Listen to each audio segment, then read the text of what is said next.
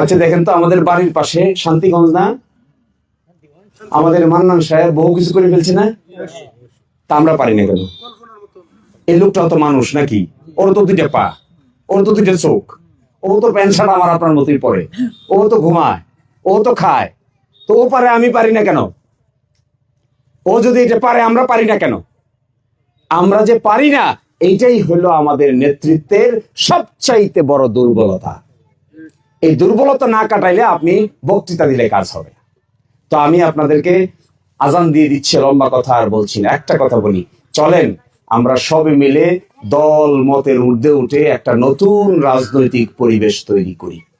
এখানে সকলেরই সম্মান থাকবে। এই রাজনৈতিক নতুনত্ব বলতে আমি কি বোঝাচ্ছি?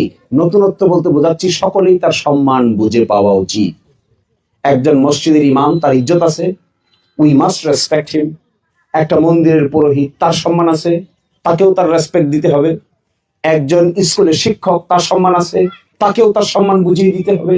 সমাজের একজন গণ্যমান্য ব্যক্তি, তারও সম্মান আছে, তাকেও আপনার তার সম্মান বুঝিয়ে দিতে হবে। একজন মসজিদের মুতাওয়াল্লি, তার একটা সম্মান আছে না, তাকে তার সম্মান বুঝিয়ে দিতে হবে।